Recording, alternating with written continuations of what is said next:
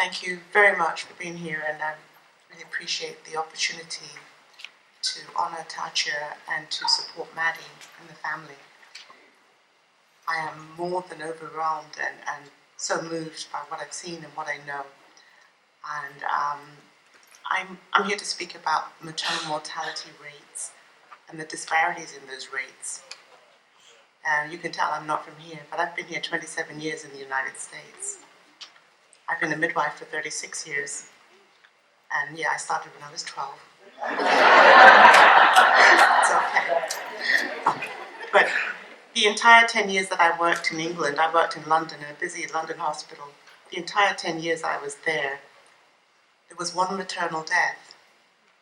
And I remember it well because the entire hospital almost went to pieces. Like, everybody was shocked, everybody was talking about it. Nurses were crying. And the woman died from a hemorrhage, which can happen in childbirth.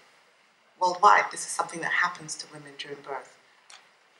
But when I got to the United States, I had no clue what I was coming to. I've been here 27 years, so I say that again because that's a long time. And since I've been here, nothing has changed. If anything, it's worsening. The disparities really need to be pointed out because not only is it outrageous and unconscionable that women are dying in birth in this country, this particular country, but that women of color, particularly African American women and Native American women, are being lost 2, 3, 4 times as often. And these are preventable deaths. That's the piece that really is hard to hear. They're preventable. Recently, though, maternal deaths are increasing. So now we have a situation where we can't quite explain it, supposedly, but that we also are accepting of it. We report it, we have an article, we do a little Facebook post, and we move on. Women are dying right here. And as Ina May pointed out, we don't always know why, and we don't even hear about it. I'm in my area, I'm in Orlando, Florida. The few women that I've heard about that have died, I've only heard about it because the family has spoken and somebody who knows that family has mentioned. It's not in the newspaper. It's not public knowledge. The nurses are dealing with this and taking these women either from the ICU or the CCU to the morgue.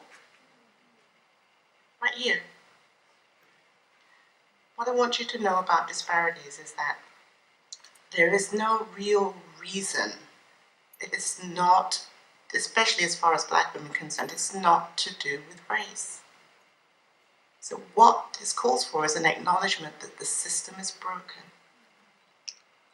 And that when one race suffers disproportionately, we all suffer.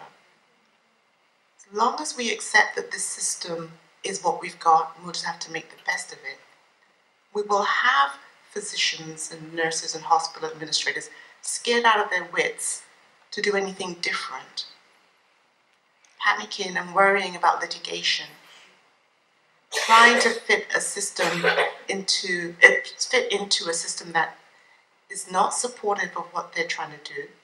I don't believe that doctors are evil and wicked and trying to harm people, but I also know that everybody's so caught up in what we've already got in place that they're not able to make that change. If you want to look at it another way, this doesn't happen in any other developed nation. We have to accept that something's wrong, and we have to call it out.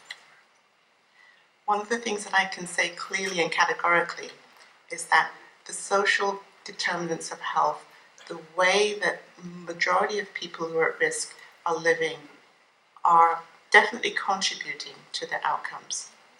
But we also see in cases such as Tatia that even educated and well-supported, insured, women that are more able to manage, they are still victims to the same system. So I'm going to say it out loud.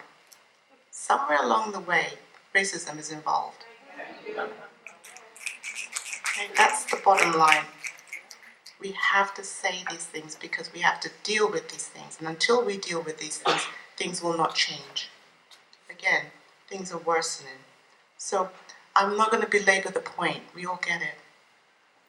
But as far as I'm concerned, until something changes, our women and our babies are at risk. And we're all part of this responsibility.